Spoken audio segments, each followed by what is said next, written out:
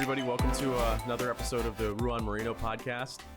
Today we have a very special guest, Glenn, who owns a company called New Haven Painters out of New Haven, Connecticut. The name kind of speaks for itself. So we're going to be talking today about Glenn and how he started his painting business, how he grew it to about $3.5 million this year, and how he's going to scale that next year. So Glenn, why don't you go ahead and introduce yourself, tell us a little bit about yourself and how you got started in painting. Thanks, Ruan. Yeah, so my name's Glenn. I started painting when I was 18 years old. I was just doing it throughout college, really. And it wasn't like my calling, my passion or anything like that. Mm-hmm. But after I, got through college, paid my way through college with painting, I went out and got a job at an office. And I absolutely hated it, to be honest with you. Like a job, Yeah, so it was a warm calling marketing firm. You know what I mean? We had lists in Excel. It was Google Sheets, and we just had to go through them and call people. And what company was it? It was a company called. It was in Westport. I forgot right now. What were they selling? It didn't last so long. They were just trying to sell marketing. Oh, okay. Yeah, they're cold calling, businesses, and basically my job was to do surveys. So I had a 10-question survey of do you own a dog? So I would call them and be like, hey, do you have 10 minutes for a quick survey? And when you get those calls, what you do, hang up. So what was the pitch? The pitch? Yeah. It was to get in a running for a free gift card. So it was the classic, you're pissed when these people call. You know what I mean? Yeah. So I was tapping my foot every day, staring at the clock. Got it. And I was like, I'm out of here. I'm going to go paint again. Okay, yeah. And was it commission or was it just flat rate hourly type of job? It was a flat rate. It was flat rate. So there was no striving to get more people on the phone or anything. It was just clock in at 9 o'clock, go home at 5 o'clock, sit in traffic, no freedom. Got it. And so why did you decide to start a business in specifically in painting? So you said you've been painting since you've been 19 years old. Yeah. Are you painting now? And if you aren't, why did you start your business? Yeah, so I started my business because my father owned a roofing and gutter company, right? Got it. So I saw him, being able to come home throughout the day and the freedom of it. His business wasn't big or anything, but what drove me and what I liked about it the most was the freedom of, if I had a doctor's appointment, I saw that he could bring me to the doctors. While even my mom, that was a nurse, she couldn't bring me to the doctors, but my dad was able to come home, pick me up, bring me to the doctors type of thing. Got it. So your motivation is freedom. Definitely. Not having to specifically be somewhere at a certain time. Mm-hmm. Definitely. And how about money? Does that motivate you? In the beginning, it didn't as much because obviously the office job was better than, painting a bedroom for a family member or a friend or something like that. Got it. In the beginning. But then once you started getting larger jobs and having people work underneath you, when the money started coming, I'll be honest, it kind of got addicting and trying to grow the company. You know what I mean? Got it. So your company, has it always been New Haven Painters, or did you have some sort of handyman service when you started, or did you always start out and say, I'm going to start a company called New Haven Painters and start painting, family bedrooms and then getting reviews from them and kind of scaling it that way? Or how did you grow? So in the beginning, I was really just working underneath my father's name. Like his company's name? His company's name, okay. Yeah, for legal reasons, because I didn't have the money to buy the licensing, buy the insurance that people are always asking for. Mm-hmm. So basically using his name in the beginning got me through the first few jobs to get some cash flow to, buy the licensing, buy the insurance and all that type of stuff. It started as New Haven Painters. It really did. And in my head back then when I did it, it was mostly because of SEO. I thought that because I went to school for data analytics. Got so I thought, all right, New Haven Painters, what do people type into Google? Right.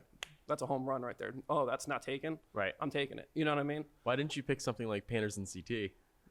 I don't know. I was thinking more local back then. Yeah. Yeah, local's good.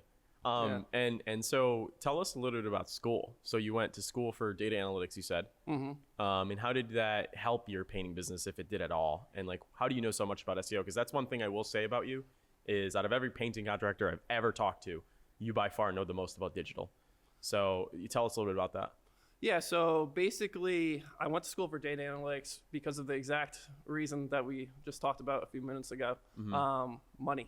Right. I looked up what was the best now booming industry to get into. I didn't do it for freedom. I didn't do it because of my heart of what I wanted to do.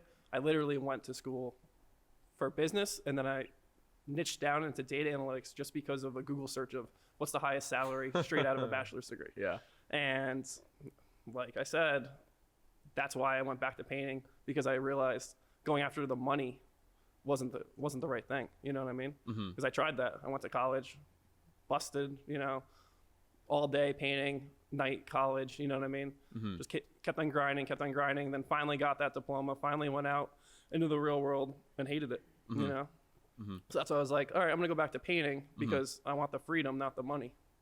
Got it. And that's kind of why I learned about, the digital tech side of things, Got it. If you weren't doing a painting business, what business would you be doing?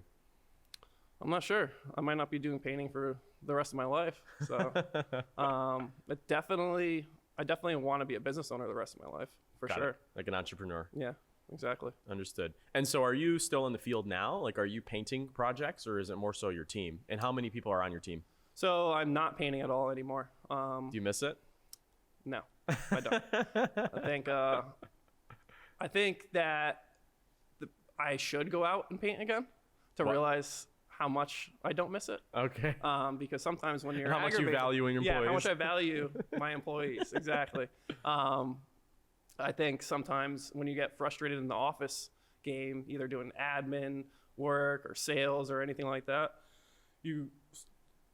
when you do that repetitively, you almost forget about how hard you work to even get to that point.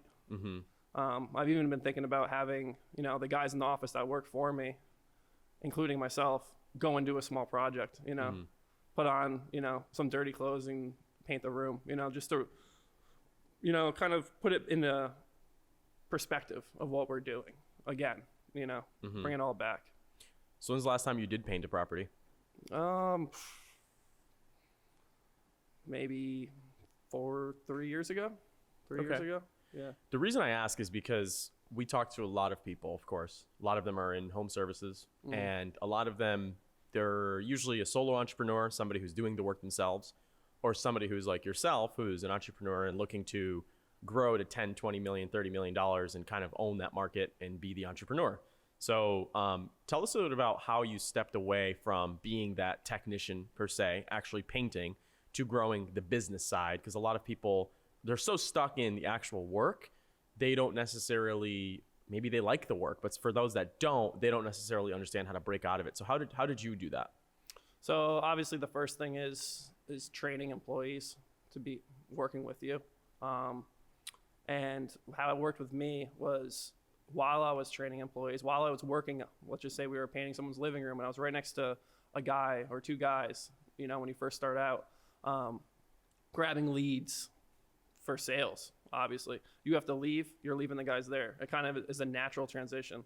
You have to basically take every lead and every sale seriously, just because you're busy at Miss Nancy's house for the next 3 weeks, you should still go out to every single person that's calling you. You know what I mean? Yeah. And not worry about finishing that crown molding today, but how about what are you and the guys going to do next month when this job's done?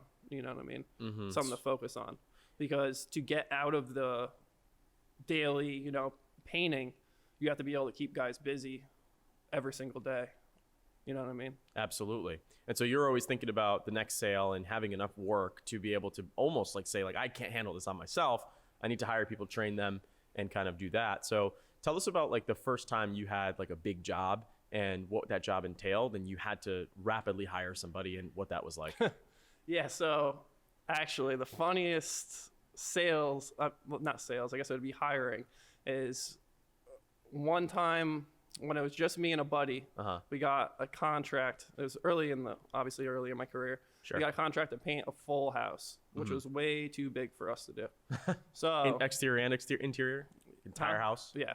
Got it. So what I did, which I don't recommend, but it's just a funny story, is I made a Craigslist ad. Okay. And I basically took all these phone calls, wrote down all these people's names, said, okay, this Tuesday, you're going to show up to this house at 8 a.m. This address. It's an empty house. The customer's not home. Where you can't really do too much harm, Yeah. This is, again, I don't recommend this. So then I had... Sounds like a good strategy. Yeah, so then it had to have been 10 to 12 guys all show up to this house at 8 a.m. that I never met. I have no idea if they know how to paint or not. And I just gave them all paintbrushes and told them to all just go for it. There's the paint. All the rooms are the same color. It wasn't too tricky or anything like that. But just go for it, and I'm just going to walk around all day and look at you guys and like see how everybody's doing. Be the foreman, yeah. Yeah. And it was absolutely terrible. Did it work though? Like, did the customer I came out with like 2 employees out of the 12 people. Dude, that's like a YouTube series you could do. Yeah. I mean, it was definitely stressful. And what was... Because I wasn't used to running employees. I never did it before. So having all these random people, you know what I mean? Yeah. And to be honest, it was a rental property. The guy was, a friend of my uncle, I believe, back then. So it wasn't like I was just in some random person's house with all these random people, with furniture everywhere like that. But it was an interesting hiring process. I'll tell you that. So did you make money on that job? No. Okay. No. Probably made money in 1 out of every 5 jobs, like the first year of having employees. Are you making money on all the jobs you do now? Oh yeah. Yeah. And how do you do that? Because I know refining, your pricing and your management. You have to set people up for success. Even, last 2 years ago, I kind of realized a huge thing is not just about having the right pricing, but really, empowering people and making them successful. So, if we know that this crew is better at doing this type of house, an exterior house, then you're going to we have to make sure that crew goes to that house instead of just trying to be okay with someone's schedule. If a lady says, hey, next week, I need my basement's epoxy floor done. Well, you can't want that job so much that you're going to send someone that usually paints cabinets to go do the epoxy floor. Of course. Yeah. Even if you're higher than the industry benchmark on what it should cost for the epoxy floor, it's priced well, you have all the product, you set this guy up for success. Well, this guy paints cabinets every day. Like, it's not gonna go correctly. It's not gonna work well. Yeah. So I think the 2 biggest things was to set people up for success and to be pricing, Accordingly. Yeah. So how do you price accordingly when there's a lot of competition that just wants, any job that will just price lower? How do you deliver value in an industry where, you're painting? So obviously there's going to be people out there that just want the cheapest price, and you're not going to be able to sell them value. And that's going to be a certain percentage of your, leads coming through and estimates you're sending out. What's that percentage for you? I'm not sure the exact number. Is it a lot or a little? It's probably around 10 to 15%. That's for very little. Yeah. Okay. That was just straight. You're not going to be able to sell these people value. And those people on the phone, you can tell that on the phone. Like, what do you guys cost? Like, that's how you get that sign, or what are the signs of that? It's definitely one of the main questions you want to ask when you call someone. Let's just say any day we probably have 5 to 6 leads on average, right? For our office to get through. We're probably only going on 4 of them, and there's probably only 2 people that are actually getting estimates in their email address or a presentation. I see. Yeah. And what do you tell that person? I mean, so somebody calls in, they're fishing for price, that they might not be somebody that buys value. How do you avoid sending them an estimate and kind of dead that relationship early on? So the best way to go about that is you need to refer them to someone. You can,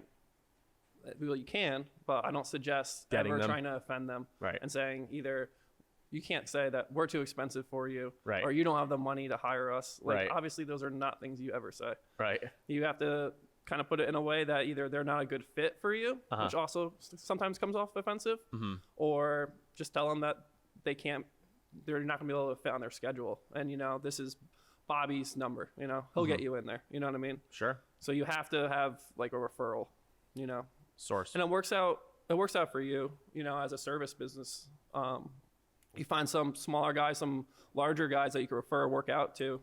And then maybe they can refer some work to you, like for instance, like if someone calls for a bedroom painting and they say that their biggest worry is they need someone tomorrow and they need it pretty cheap. We're not going to go out and do it, but we'll give, I'm just using Bobby as an example. He's not a real person. Yeah. But we're going to give Bobby's number out. Yep. And then maybe Bobby stumbles across a building that needs to be painted, you know, and he doesn't have the credentials to jump in a boom lift, or he doesn't have the manpower to do the project. So then he's going to shoot that referral back to us. Got it. And so when a good customer calls in to New Haven Painters and they say, I'm just looking to get pricing information, how do you answer that? How would you answer that? I know you don't answer it anymore, but how would you answer that? We do not give pricing on the phone. Okay. What if they say, look, I have a huge house I need painted. I want to choose you guys, but I need to know what you cost. I don't want to waste your time. What would you say? I'd say that we cannot give you pricing. And they say, Glenn, I have $10,000. I need my exterior painted like tomorrow, but I just need to know a range. You know, would you still say we can't give you pricing? So if it came to that point, especially if it was a referral, you know, because we really want to make those people happy. You know, extra. You know what I mean? Somebody recommended let's just say a designer, Ruan. You know, you referred us out. Sure. We're like, we need to do something for this person. You know, they don't have the time. Maybe they work in New York City, we're in Connecticut, so they don't get home till 7 p.m. at night, and they're just we're never going to be able to sit down at their in their dining room table and talk about this. Sure. We'll try to do something virtually. You know what I mean? Either we'll do like a FaceTime and they could show us everything, or they could take pictures of each room. A lot of the times we'll do stuff right off of Zillow. It's like people will call us all the time and be like, hey, I'm closing on a house on the 30th. Trying to set everything, line everything up. I'm getting flooring quotes. I'm getting painting quotes. I'm going to have the kitchen redone. Can you give me a price? You know what I mean? So we'll go on Zillow and price it out from that, because obviously it's a real big pain for them to try to call the current homeowners, and, you know, that whole logistics of that is just never works out perfectly. And then you have a bunch of contractors in the house at the same time, and that's always not a good sign either, you know? Got it. And so you can't necessarily position a higher price if you don't have leads, right? Because you want to get every job because you need to pay the bills. So let's talk a little bit about your marketing and what you're doing now. So obviously you have your website that's been around for quite some time now. So when you started, what were ways that you were getting jobs other than, of course, the referrals and recommendations? Yeah. So when I first started, most of our jobs came from Craigslist, to be honest with you. I had all different types of ads out there. I had like one that said college kid looking for side work, you know. I had one that said experienced painter looking for weekend work around your hours. Same thing as side work, you know what I mean? I had professional painting company looking for painting projects, you know. So I had like 4 or 5 ads out there kind of trying to, you know, grab anybody's attention for what they're looking for. So either the person that's looking for the $100 bedroom, or maybe you get lucky and someone wants their house painted and they're on Craigslist for some reason back then. So it was basically just shooting Craigslist and referrals. And eventually I landed on a real estate agent that's really prominent in New Haven. And that was just a gold mine of work for years. How'd you land that? So basically, it's funny.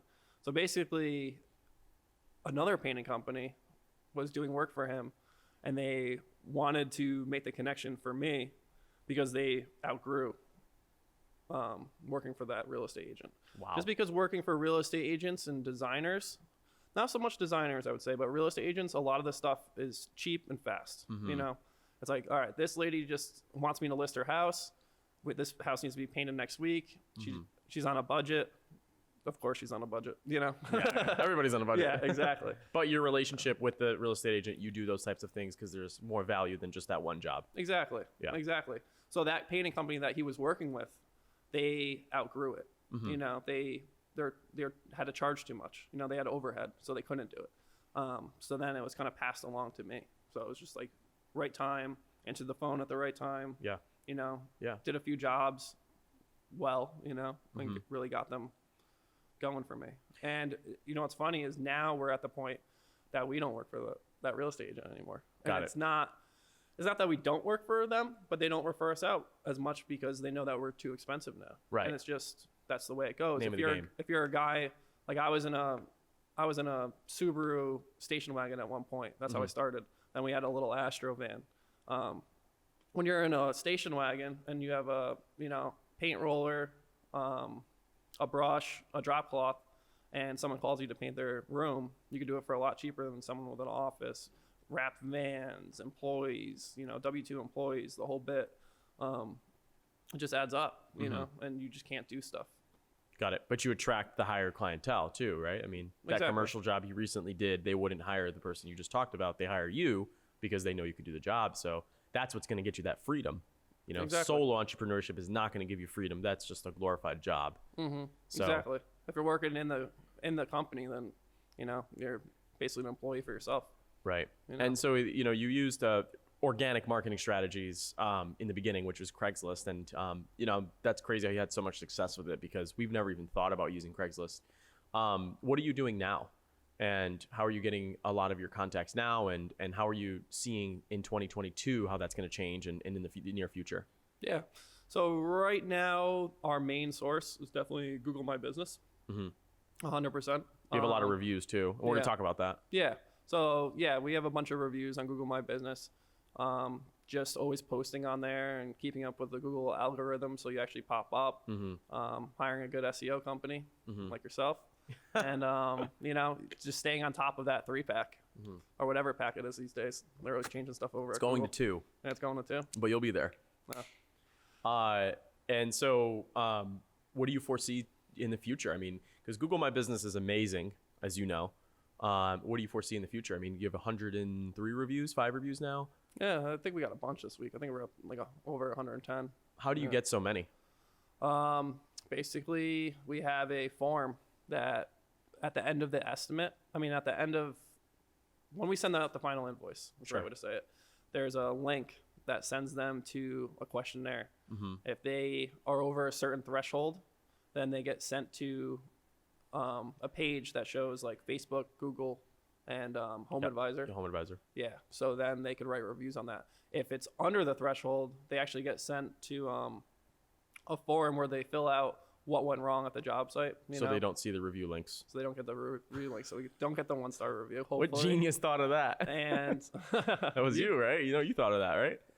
I think people use it. I can't take. I know there's softwares that do it, like Bird Eye, and they're just like $100 a month, but you're doing it pretty organically, which is good. Yeah. So basically the other form will basically say, hey, what's your name? What's your address or project number? Sure. And then what went wrong on the job. And that will get sent to us. So we could try to put out that fire before they even get to Google to leave the bad review. So you mentioned Homeadvisor, which is certainly interesting. Homeadvisor is a great company, right? They offer leads pretty much on demand. Was that a tool that you used in your initial steps to kind of get the phone ringing?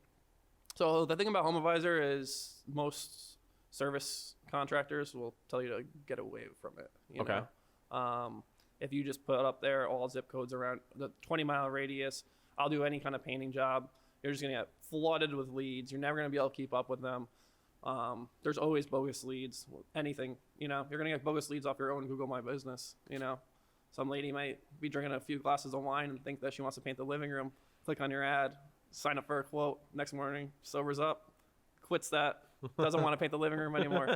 She can do the same thing on Homeadvisor. You know what I mean? That's a bogus lead. But if you have 10 leads coming in every day and it's just you in a truck, you're never going to be able to keep up with them and know which ones were bogus, and you're going to get frustrated and you're going to take it out at Homeadvisor, Angie's List, Thumbtack, any of those things, So has that happened to you? Oh yeah, definitely.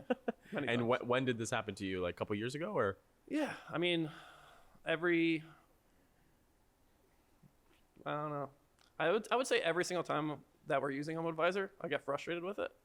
But it's one of those things that if you can't beat them, you kind of have to join them. Agreed. Type of thing. Yeah, I agree. You're never really going to beat out their budgets because they're paying for the Google ads and they're charging 3-4 contractors. They could outbid you every single time. You know what I mean? Yeah, many times when you do a search like painters near me, Homeadvisor shows up, Yelp shows up, and the organic listings show up. And we hired somebody from Homeadvisor that works here now, and she gave us all the information that we needed to know. But she was pretty positive about it, and it kind of is like what you said. Like, you can't be a solo entrepreneur getting your phone blowing up, because then you're missing leads and you're going to take out the frustration on Homeadvisor. So what do you foresee in like 2022 in terms of revenue, and how are you going to get there? We're hoping to go to about 4 million. We're closing in at 3.5 right now. Last year we only did 1.7, I believe, 1.8 During COVID? Yeah. But even the year before that, we were only around $1 million. So it's been a constant growth. But we're just trying to really, I wouldn't say niche down, but really get a better grasp on, qualifying the leads like we talked about earlier. Sure. Giving them a call. Yep. And only going on those 2 leads instead of all 10, which saves so much time, so much gas money.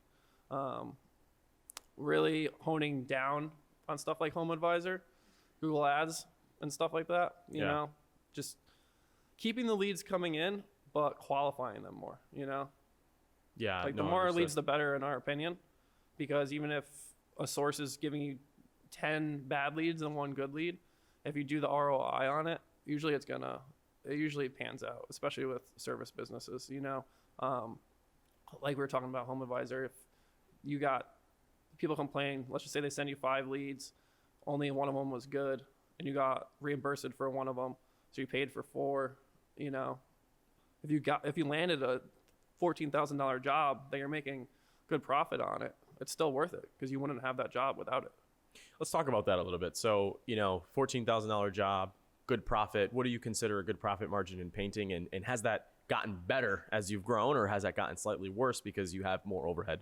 It's definitely gotten better. It's definitely gotten better as we've grown, just because we've learned about pricing better, pre-selling and all that stuff will let you raise your prices. As far as a profit margin, we shoot for around 40% on every job. That's gross profit. Net, we're shooting for around 15%. Sure. It's not always perfect. I honestly try to shoot for 50%. But as a company, we get worried, and meetings will happen if it's under 40% type of thing. That's where we want to be, between 40 and 50. How do you increase that margin? And how does it potentially lower? So depending on the time of season, obviously our pricing goes down right about now. Sure. Majorly. December, people are. Yeah, like beginning of November. So we have discounts. So like right now we don't push them as far as advertising, but we have a retail price, that our sales project management people are keeping in their mind, So if, at this time of the year, we're taking 25% off of the price when we're pricing it out. We're not promoting that because we're not trying to be a kind of company that is discounted. We feel like we don't want to be a discount company. Sure. We'd rather give extra for free instead. Sure. Not to go on a tangent, but a good example would be instead of going for $500 or 20% off your cabinet refinishing, we'd rather say, we'll go to the store and get you all new, beautiful hardware. Right. Right. For the same price. You know what I mean? Yeah. Trying to build value instead of saying, oh no, we'll do it cheaper. We're the cheap guys. We're going to give you a discount. You know what I mean? Something that we don't really stand behind. Got it. And so how do you increase that margin? Like, let's say it's the summertime and your profit margin on an average job is 40%, which is excellent. How do you increase it to 60, 70%? Or is that even possible? Or is it as simple as charging more? I think the 40, 50% is a benchmark for a reason, to be honest with you. I think if you're going to be making much more than that, you're going to be taking advantage of customers. Yeah. Either taking advantage of customers or labor, Yeah. Because you're either underpaying your guys, whether they be subcontractors or hourly guys. You're either underpaying them to make that much money off a job, or you're price gouging or ripping off a customer, which, if you get away with that on one job,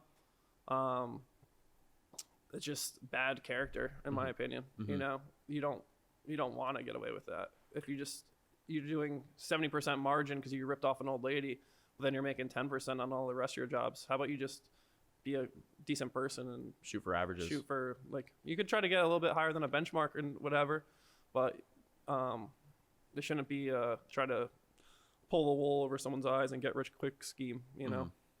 Would you decline a job if it's under 30% margin, or is there a time where you'll decline work, or what's that like? Well, usually people aren't coming to us with prices, so it's not. You tell the price. Yeah. So they don't say, I have a budget, here's what it is, can you do this? Yeah, I mean, people try to do that, but then you're going back to that whole discounted company type of thing, in my opinion. You know? Yeah, 100%. Got it. Yeah, because everybody's on a budget, right? Yeah, I mean, everybody. Yeah, I love it. That's every phone call. I've never Just seen. to let you know, we're on a budget. Yeah, I've never seen a company that's like, oh, we have to stick to this budget. It always goes over. So you're really just selling, like what you said, is the value.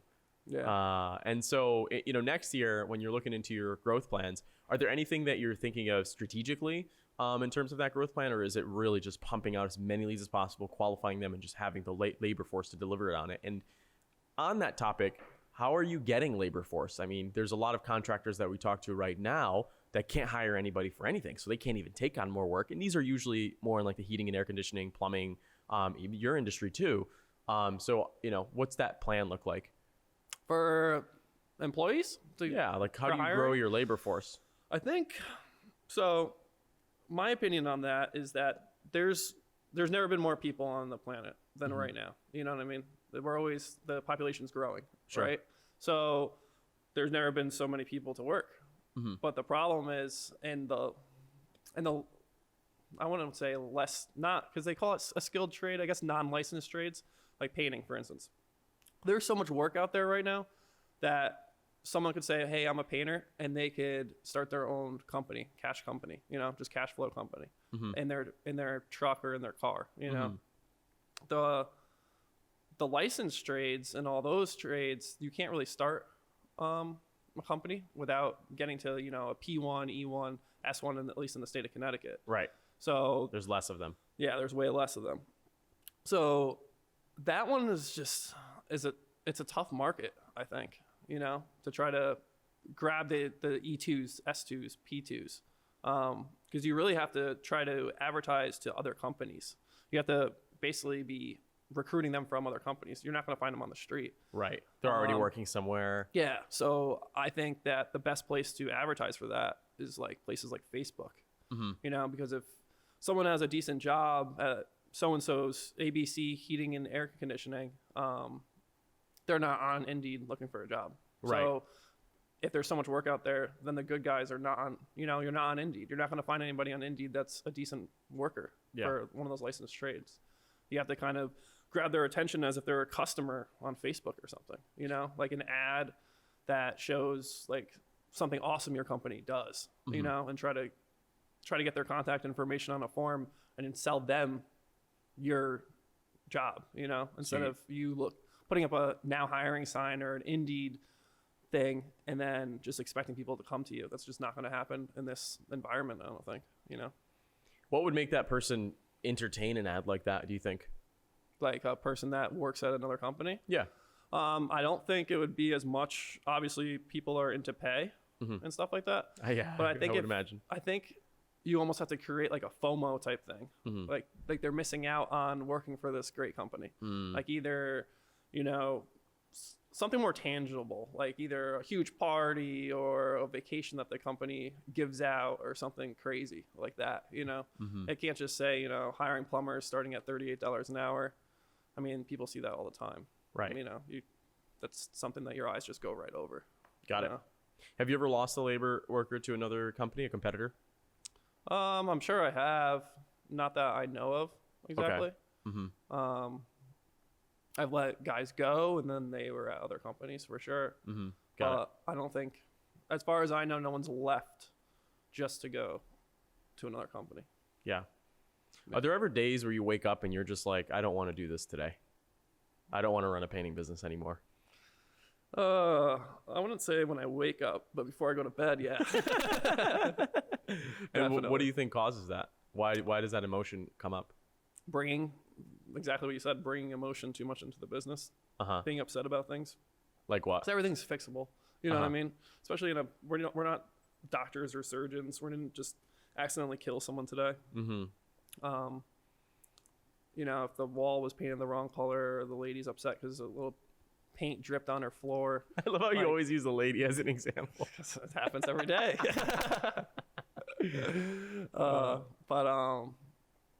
Yeah, so like if something happens with painting like that, like it's gonna be okay, like overall. You shouldn't really be losing sleep over that, in my opinion.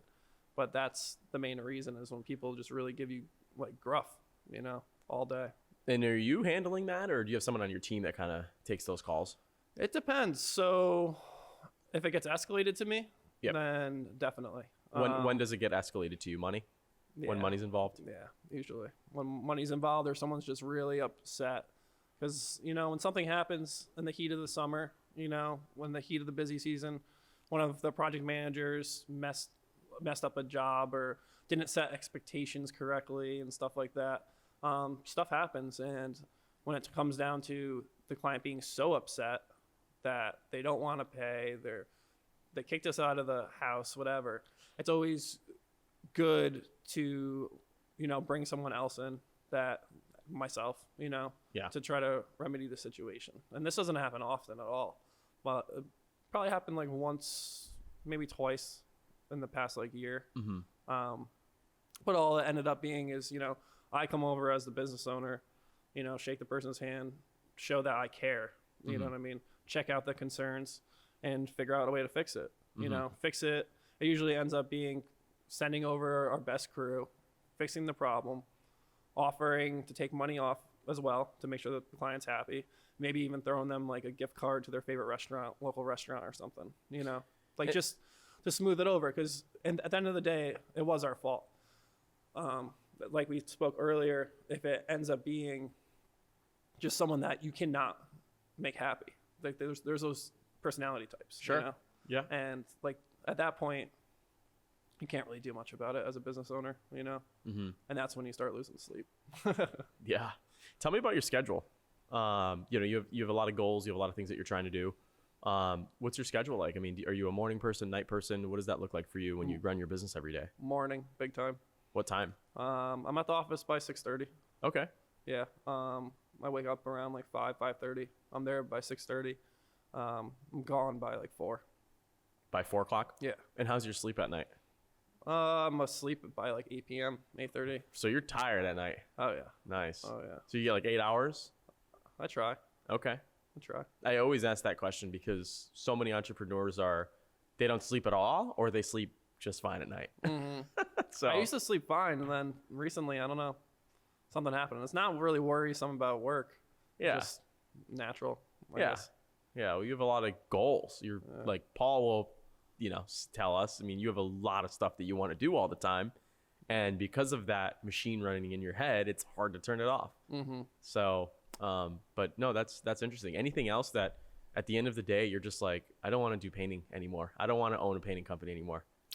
No, not really. I get excited about kind of automating and trying to make everything more efficient in the company is what my whole goal is always. You know what I mean? Yeah, I can tell you're passionate about that. Yeah, it's just always trying Saving to make time. it less clicks, less trips, less conversations about repetitive tasks and more conversations about, moving forward, is what I'm trying to do, is try to, I want to be able to, go missing and then the company just keeps on going. Sure. Type of thing. Not that I want to go missing, but you know what I mean? I know what you mean.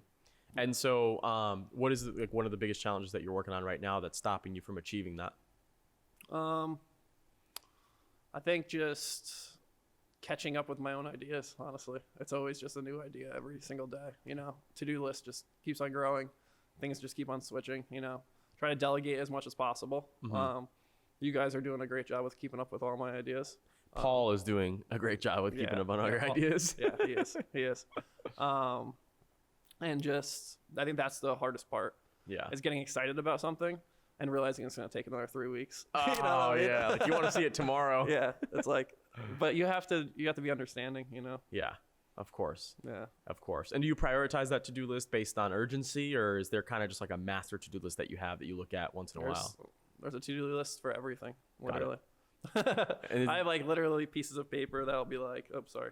It'll be, like, I don't know, accounting to-do list, Develomark to-do list, you know what I mean? Like, everything, I don't even know what else is on there. Like the Jill's office to-do list, you know what I mean? Like things I need to go over and solidify. Yeah, I agree with that. Yeah, and that's good. I mean, because that stuff is going to increase your profit margin if you can automate it, right? Yeah. So how many trucks do you have on the road right now? We have 6 6 trucks on the road. Okay, and they're gas vehicles? 2 of them are hybrid cars, actually. We just bought them a couple weeks ago. What are your thoughts on electric?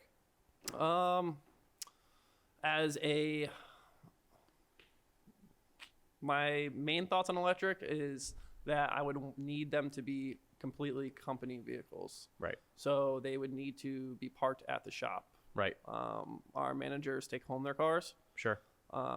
So depending on how far they work, one of them works like 40 minutes away. So if you had an electric vehicle and he worked late the night before and forgot to plug it in, it would be dead the next day.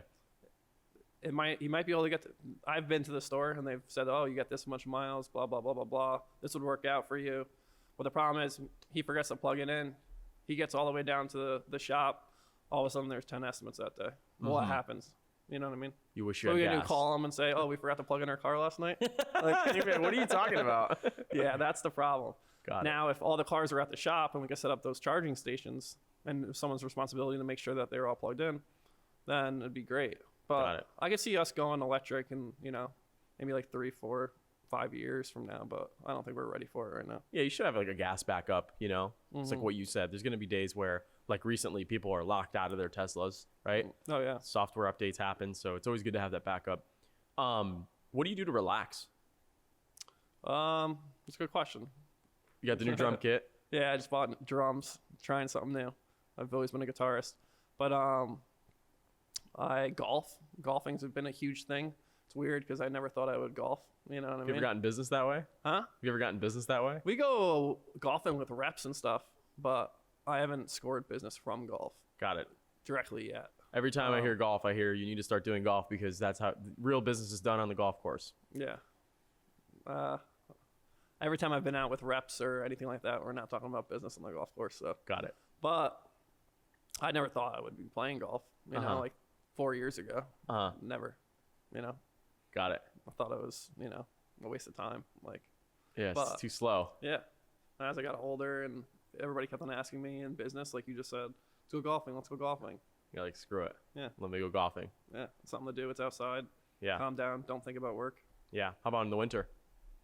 Snowboarding. Oh, you snowboard? Yeah. Nice. Yeah. You go to like a mountain or? Yeah, we go mountains. We go to mountains in Vermont and stuff like that. Got it. I think on a daily, relaxing kind of thing, as I have 2 dogs that basically I just hang out with them all the time. 2 dogs and a fiance. That takes up time. Yeah, I'm sure. For sure. Got it. And so for New Haven painters, one of the things we talked about was labor, and you kind of said something that was really important. Do you think people are more willing to work somewhere closer if the commute's shorter for labor, or do you think it doesn't matter? So if I put out an ad of your guy that's been driving 40 minutes per day, and I said, hey, this painting company's 5 minutes away from your house, do you think that he would be more willing to inquire because of that drive, or do you think that's not a factor of somebody choosing employment? I think it's definitely a factor, 100%. Got it. To put on the opposite side of things, I know my fiance, we're looking to buy another house, like a forever home, the way to put it. Sure. And one of the constraints is that it needs to be within 15 minutes of the train station because she works in Stamford. Got it. So, if she didn't, if it's that much of a constraint to buy a house, it's definitely a constraint of, a job. Interesting. For sure. Yeah. Yeah. If you were a marketing company, what would you do differently that we don't do now? Since you were a data analyst and you kind of understand what we do, and what would you do differently? Then Develomark? If you started a marketing company called Glenn's Painting Marketing or Glenn's Marketing, whatever it is, what would you do? Huh. That's a good question. Looking to get offended. Huh? Get rid of Paul, probably. First order of business. Get rid of Paul. Get rid of Paul. He doesn't answer my emails fast enough. No, just kidding. I'm kidding.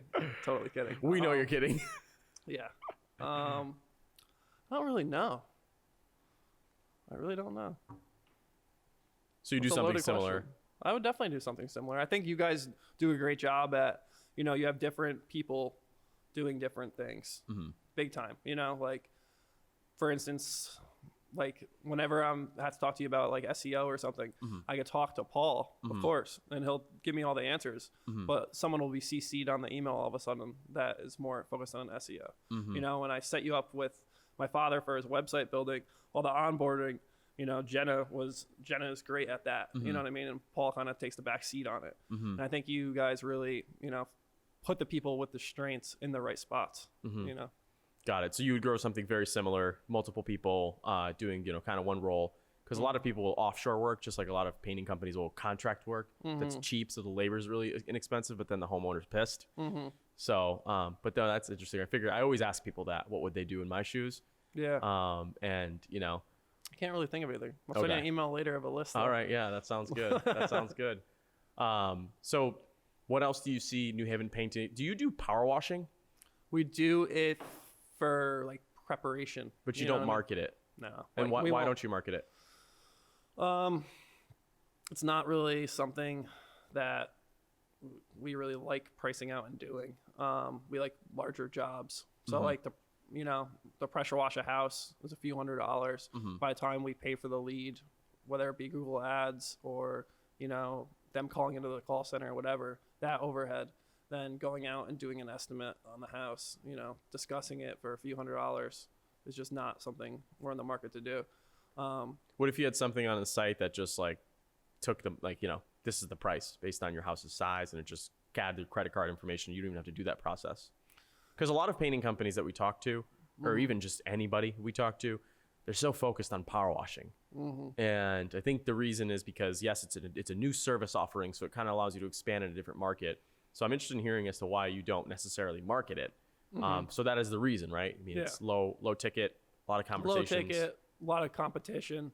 I think a big thing with power washing is if we were going to do it on our level, we'd want the real setup, you know, because we have pressure washers that you could buy, you know, at your local store, you know, for $5, $6. We have one that's like $1,200. They're good and everything, but real pressure washing companies will have rigs, you know, for warm water and huge gallons per minute units, which we just don't have, you know, and we think it's good to just focus in on what we do best. Agreed. Completely agreed with you. We even thought about subcontracting out our pressure washing before our exterior jobs. We just haven't made any moves on it, you know? Got it. And so when you have like shiny object syndrome, right? Like you just said, like, oh, let me do power washing, let me do painting, let me do roofing, let me do siding. What's made you so clear on just focusing in on one service? And has it always been that way? Yeah, so it definitely wasn't always that way. I was a yes man, yes ma'am, you know what I mean? Yeah. Kind of guy, like, yeah, I could hang your toilet paper holder, and I can, you know, I could find someone to put in that light fixture for you. You know what I mean? Anything to get the job. anything to make a buck, you know? Yeah. But then you realize as time goes on that it's not sustainable at all. Either one, you're doing favors for people, and people that ask businesses for favors are usually not people you want to do business with. And number two is you're never going to be able to scale or do logistics with that. You know, if I know, for instance, there's a guy named Cody that does cabinets really, really well, right? And he works for us. If he's just doing cabinet jobs, he can walk up to my desk or go on his app on his phone and see the work order for the day, just go and do it. If I was like, yeah, and then also you're going to, you know, clean our carpet and, you know, rotate our tires, like, you'd be like, dude, Glenn, what the fuck are you talking about? Yeah, exactly. He's going to be like, well, we don't have a jack. And I'm like, all right, go to Lowe's and buy a jack. We'll use it the next time. You know what I mean? Huge operational friction. And then that's time he's getting paid to go buy a jack. You know what I mean? Like, that's a dumb example, but no, it's a great example. You know that's what it is. Yeah. It's like if we just randomly started doing mobile app development, it's like, that's just doesn't make sense. And so when did you realize like it was painting, you know? Cause like those are all different examples that you gave. I mean, painting has always been your bread and butter. Yeah. So I realized, well, painting has always been the bread and butter, but I realized to not do all those other things. And I'll tell you what, like sometimes we still do some side things like that. You got to satisfy the customer. And then we always get burnt in the end every single time. Even, you know, probably happened last week. I could think of one actually. But anyways, where was I with that? Doing too many things at once, always getting burnt. Oh yeah. So we realized it when you just saw the profit margin on the jobs. You know what I mean? Like, what is profitable? You know, and if you put a solid number, like let's just say it's changing on a front door, right? We might have been able to say, oh yeah, just throw us an extra $200 and we'll throw a storm door up on there. But once you charge a price that a real carpenter would charge, they wouldn't hire you for it anymore. Sure. You know, so what are you doing it? Right. You know, why are you even doing it? You could just say no, You could just say no. but saying That's no is that's hard. the power of no. You know? Yeah, it's hard to do though sometimes. Yeah. You know, For how do sure. you encourage to say no to people? I mean, it's hard. I'll be honest. In the beginning, it was so hard that what I would do is just inflate the price so much that they would have to say no, and that was that was in the beginning. You know. So it's like, yeah, I got to paint a door, and you're like, yeah, it's gonna be $1,000 a door, Yeah. type of thing. Yeah. Exactly. Interesting. Exactly. And what would you ever have customers that were like, let's do it, or were they always like, no? I think it was always no when it was Okay. like that. Okay. But yeah, I think as a business owner, as a salesperson, any kind of manager, you almost have to give yourself a pat on the back for saying no to the customer. You know, Yeah. not so much I'm not talking about employees and stuff and being mean, saying no all day, but No, in the right way. to customers. You know, as a business owner, as a salesperson, as a manager in any field, saying no, getting used to saying no to people is like a huge thing that you should be patting yourself on the back for, because you could be a people pleaser all you want, but you know, it's not going to get you as far as you're going to want to be. Yeah, and it's interesting because I've read a lot about the science of no and not letting things take up your time that don't necessarily need to be there, but you just are too nice. And so one of my clients, Jason Tudor at Count Juncula, he was like, big businesses aren't necessarily liked. Like, people don't like big businesses. They just know what to do. They know how to say no, and they know how to do the right stuff, and they're in line. And like, you look at some of these big companies like 1-800-GOT-JUNK, right? Which is like what he looks at. They're not liked, you know, 'cause they don't say yes to everything. And that's, you know, customers don't like it, but they do well because of it, because they take the jobs that make sense for them in line with their, you know, service offering. So how do you stay educated on how to grow your business, and how do you kind of see what's next steps? What do you read? What's the education look like for Glenn? The biggest thing nowadays, I think, is joining mastermind or Facebook groups and stuff like that. And trying to find the right ones is a huge thing. You know, like for instance, with painting, there's groups called like painting contractors. There's groups called like, you know, professional painters unite and stuff like that. Some of the groups might just be anybody could join type of thing. Maybe Sure. answer a couple questions about painting or something, you know, simple. Then you get a bunch of people in there just, you know, trash mouthing each other and like posting how much would you price for this, blah, blah, blah. And I'm not talking about those kind of groups. I'm talking more of like, you know, like either a business mastermind group or like there's one called the Business Brush, you know, and that group, no one's allowed to talk about pricing. No one's allowed to talk about actual paints or paint brushes or anything painting related. It's all about the painting business and talking about, you know, either advertising, how to find job costing, how to, you know, run your books correctly, all those types of things. It's huge, you know. Yeah, because somebody talking about pricing who doesn't have their pricing strategy dialed in might be 1 or 2 years in, where your group is really people that are looking at the business machine itself. How do you do the bookkeeping? How do you do the accounting? You're looking to scale it. So you got to have a group of people that are kind of similar, right? I mean, Yeah. Do you do any like online courses or anything like that you've learned from? Or you know, what are you spending your time learning now at the level that you're at? I am not doing many online courses at all. I'm actually planning on going back to college to try to learn, like, I actually am in the process of signing up to try to do Spanish studies, just for the heck of it. Spanish studies, Yeah. like learning Spanish? Yeah. I think that's a great skill set You know to what have. I mean? Like, And why is that? because a lot of the labor and construction is Spanish. Yeah. I like to visit Spanish countries, and I think I'm just shooting for it. You know what I mean? Yeah. Why not go and try to learn something? you Yeah. know? Well, also, I mean, Keep the brain going, you know? yes, America is a lot of Spanish people. I mean, Yeah. and like I have sold customers at Develomark in Spanish, Wow. and my that's team's cool. like, "How the fuck did you just do that?" And I'm like, "Well, because I know Portuguese and Spanish is very similar." Yeah. But it's in your field, it's like my dad came from Brazil, spoke Portuguese. 10 years he was here, and I was just like, if you just learned English the first year you were here, life quality would have drastically increased. So you're in like this reverse situation where you know English, but your workers are speaking Spanish. And wouldn't it be nice to just know what people are talking about all the time so you can have a better relationship with them? Yeah. So when does that start? I'm hoping to start in the spring for sure. Interesting. We'll see how it goes. Yeah, it's a super easy language to learn. So yeah, Yeah. I think you'll nail it out of the park. Yeah. I mean, I've taken Spanish classes throughout. It's funny because I took them in like high school and stuff.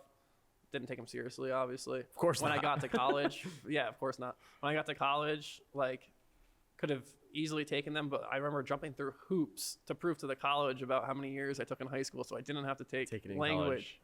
And now, like, you know, you're going back for language. Yeah, now it's like I'm just gonna go straight for that one. Interesting. Yeah, that's funny, dude. That's so funny. Yeah. Was there ever a time in your business where you were like, oh my God, I'm gonna fail? Yeah. Last year, definitely. I thought I was gonna fail for sure. Why is the that? numbers just weren't right. We hired too much. Like we were trying to keep up with the payment protection program, so we were onboarding employees. There wasn't enough work, so we were trying to keep them busy at the shop, cleaning, blah, blah, blah. And then certain employees were taking advantage. We found we tracked our vans. We found them going home, sitting in parking lots. It was just a nightmare, to be honest with you. And what it was is I wasn't in the business enough. Mm-hmm. Like there's a balance, I think, you know, like everybody has opinions on this. People say work on your business, not in your business, you know. But I think last year I was trying to work too much on the business that I wasn't in the business at all. Mm-hmm. And everything was just basically crumbling around, you know, me worrying about automations and marketing, like dollars, you know what I mean? Looking at data and stuff instead of looking at what was actually happening right in front of my eyes, you know? So how have you changed this year based on that lesson? Definitely trying to be more, I'm going to say, I guess it would be more in the business. Mm-hmm. You know, stopping by job sites, checking in on things, staying on top of my managers to make sure that they check in on jobs and do final walkthroughs. Sure. Granted, COVID's not around anymore, so we're not worried about those things. But it was tough realizing that we were losing money for a few months there. You know. Yeah, no, I could see that. Well, yeah, Glenn, thank you for your time. Anything else that you want to tell the viewers before we hop off? Definitely come and meet with Ruan. He's a good guy. For the podcast episode. Yeah, for the podcast episode. Oh, for the podcast episode? Yeah. Anything you want to tell the viewers?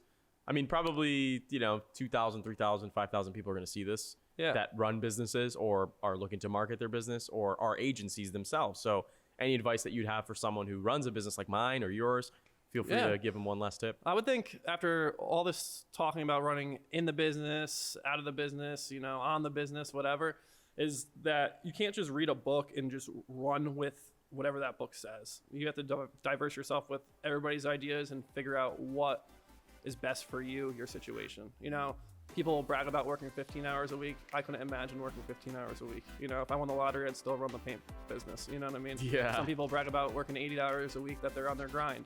Maybe that's the right thing for them. You can't tarnish, like make fun of people or tell them they're not doing it right because you have freedom or they don't. You don't know what everybody wants, you know? So you have to kind of read all the books that everybody says, watch the podcasts, and really, you know, make your own path with it, is my personal opinion on it. Love it. All right, everyone. Thank you so much for watching today's episode of the Ruan Marinho podcast. I really need to come up with a better name for it. And Glenn, thank you so much for your time. No problem. And I'll see you guys later. Thank you.